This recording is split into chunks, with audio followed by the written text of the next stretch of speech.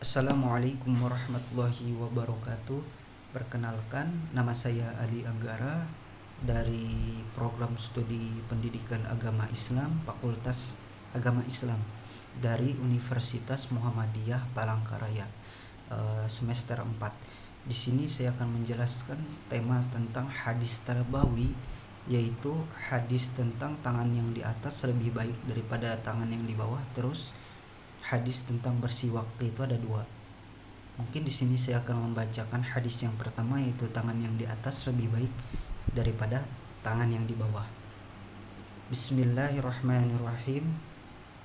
An Abdillah ibn Umar anna Rasulullah sallallahu alaihi wasallam qala al yadul ulya khairu minal yadis sufla wabda biman ta'ulu.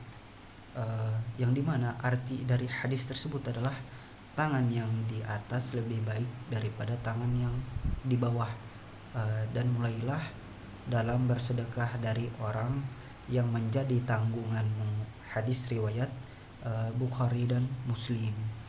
Terus ada yang kedua, yaitu hadis tentang bersiwak. Bismillahirrahmanirrahim. An Abi Hurairah, maaf di sini saya akan mengulangi. Bismillahirrahmanirrahim. An Abi Hurairah radhiyallahu anhu anna Rasulullah sallallahu alaihi wasallam qala laula an asukka ala ummati la amartuhum bisiwaki indakum wahi salati. Yang dimana di sini yang artinya seandainya tidak memberatkan umatku, niscaya aku perintahkan mereka untuk bersiwak setiap kali hendak sholat. Hadis riwayat Bukhari dan Muslim. Nah, terus makna penting dari dua hadis ini, tapi di sini saya akan menjelaskan hadis yang bersiwak. Nah, makna penting dari hadis bersiwak adalah memberatkan. La amartuhum. Nah, Rasulullah mempertimbangkan beban yang bisa dirasakan umatnya. Hadis ini menunjukkan rahmat dan kasih sayang beliau pada umatnya. Terus ada juga adalah bersiwak. Nah, bersiwak membersihkan gigi dan mulut dengan kayu siwak, biasa dari pohon arak, atau alat sejenis yang berfungsi menjaga kebersihan mulut. Terus setiap kali hendak sholat.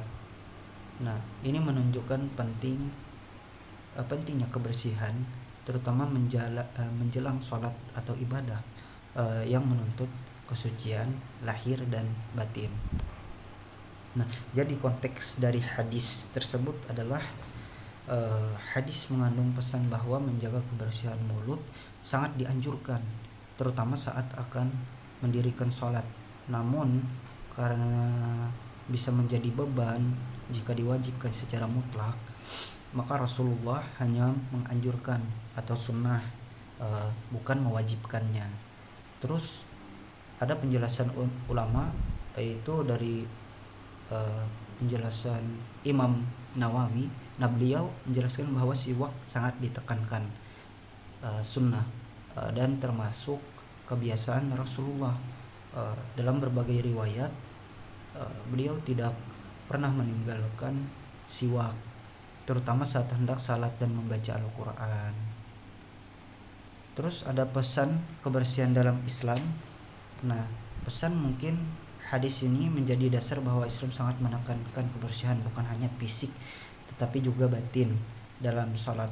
Nah, kita berdiri di hadapan Allah, maka kebersihan lahir juga termasuk bentuk penghormatan terhadap ibadah kepada Allah Subhanahu wa taala. Terus ada pesan moral atau pendidikan dari hadis. Yang pertama, menjaga kebersihan pribadi dalam ibadah. Nah, hadis mengajarkan bahwa menjaga kebersihan, khususnya kebersihan mulut, adalah bagian dari ibadah Islam, memandang kebersihan bukan hanya aspek fisik tetapi juga baik bagian dari akhlak dan penghormatan terhadap Allah Subhanahu wa taala. Terus menjaga etika sosial. Mulut yang bersih tidak hanya baik untuk sholat tetapi juga menghindar gangguan bau mulut kepada orang lain, terutama dalam salat berjamaah. Ini menunjukkan pentingnya etika dan kepedulian sosial. Terus penerapan dalam konteks pendidikan sekarang yaitu pendidikan karakter dan kebersihan diri. Hadis ini bisa dijadikan dasar mengajarkan akhlak tentang pentingnya menjaga kebersihan yaitu pribadi. Nah, guru dapat menanamkan nilai-nilai seperti gosok gigi sebelum berangkat sekolah, cuci tangan sebelum makan, menjaga kebersihan pakaian dan tubuh. Nah, mungkin hadis ini mengajarkan bahwa kebersihan, kasih sayang dan kesiapan dalam menjalankan tanggung jawab adalah bagian dari pendidikan karakter Islam. Dalam dunia pendidikan saat ini, nilai-nilai ini bisa diterapkan melalui penguatan pembiasaan hidup bersih, pendekatan pembelajaran yang manusiawi, serta pendidikan yang membentuk empati dan kedisiplinan. Terus ada pengalaman dari seorang guru yang dimana beliau pernah bercerita. Nah, seseorang guru di sekolah dasar bercerita bahwa ia membiasakan murid-muridnya untuk menggosok gigi atau berkumur sebelum saat salat duha di sekolahnya. Nah, awalnya hanya beberapa siswa yang melakukan, tetapi setelah dijelaskan oleh guru ini bahwa Rasulullah sangat menyukai kebersihan, terutama dari kebersihan mulut saat hendak salat. Nah, hampir semua siswa membawa sikat gigi kecil dan berkumur sebelum salat. Nah, beliau ini si guru berkata, saya lihat mereka jadi lebih semangat salat. Bahkan beberapa orang tua mulai membiasakan anak-anaknya bersih-bersih sebelum ke masjid, kata beliau.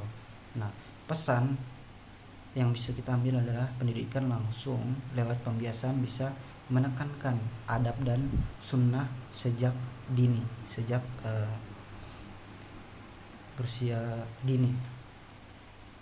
Terus kesimpulan, mungkin hadis ini bukan sekadar anjuran bersih-bersih tapi mencerminkan yang pertama disiplin ibadah dan kesiapan fisik dan batin. Nah, kepedulian terhadap orang lain, terus pendidikan kebersihan sejak dini, dan sunnah yang membawa manfaat dunia maupun akhirat. Terus yang kedua adalah penjelasan tentang hadis tangan yang di atas lebih baik daripada tangan yang di bawah. Yang ini makna penting dari hadis tersebut adalah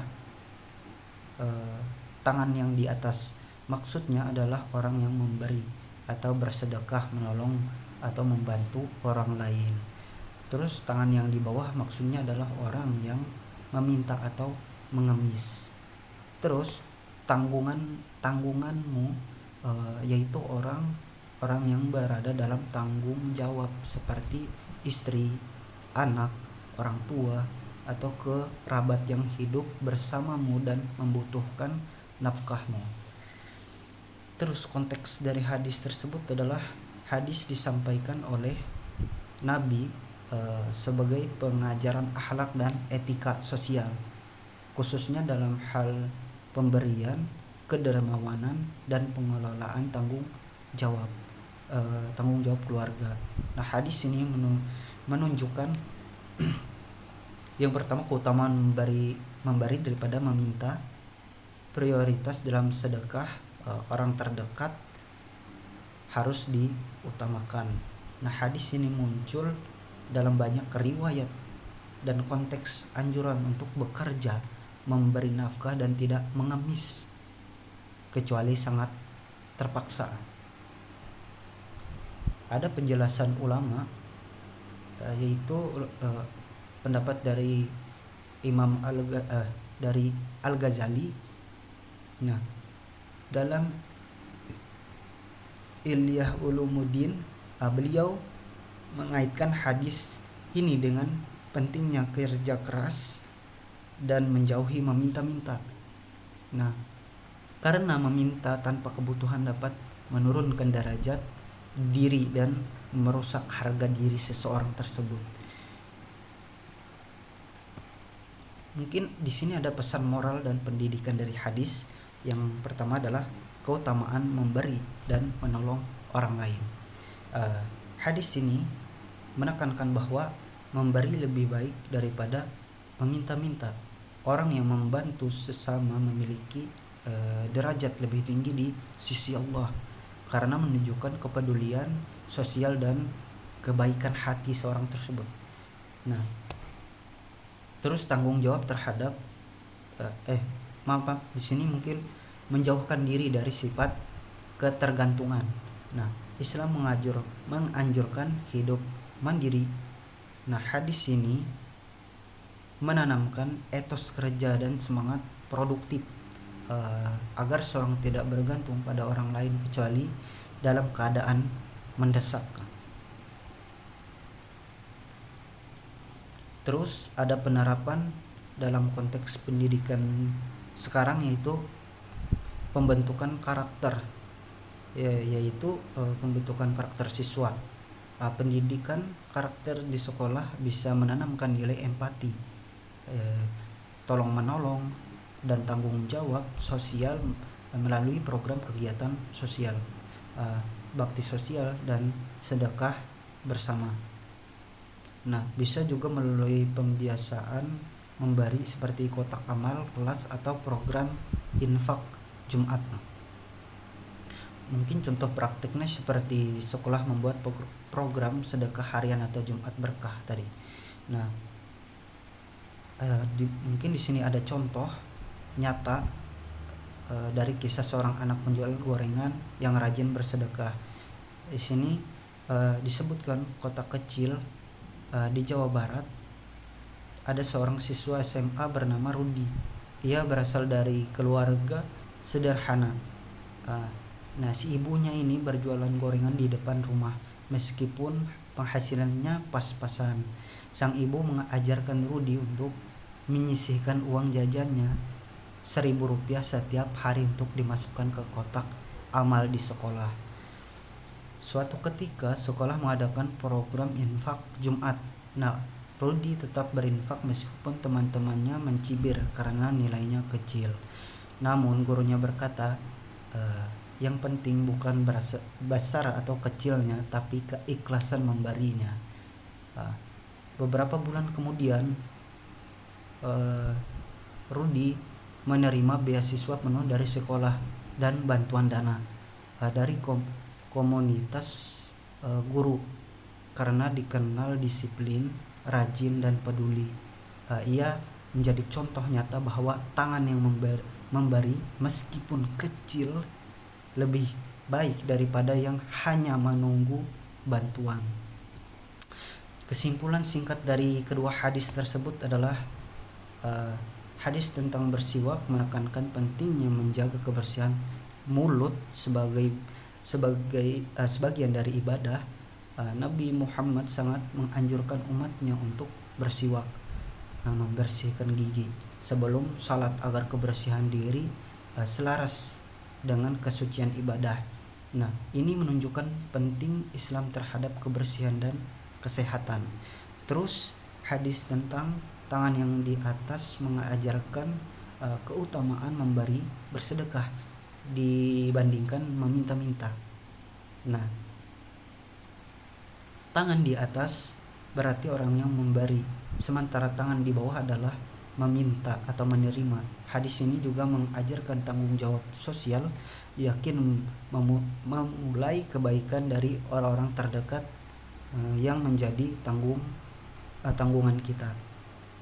Terus penutupnya mungkin kedua hadis ini mengandung nilai-nilai penting dalam kehidupan, menjaga kebersihan diri dan beribadah, dan memiliki kepedulian sosial melalui sedekah. Islam mengajarkan keseimbangan antara hubungan dengan Allah, hablum minallah, dan hubungan dengan sesama manusia hablum minannas. Dengan menerapkan dua nilai tersebut dalam kehidupan sehari-hari, nah seorang muslim insya Allah dapat menjadi pribadi yang bersih, peduli, dan bertanggung jawab. Mungkin sekian itu saja yang bisa saya sampaikan. Saya akhiri dengan mengucapkan wassalamualaikum warahmatullahi wabarakatuh.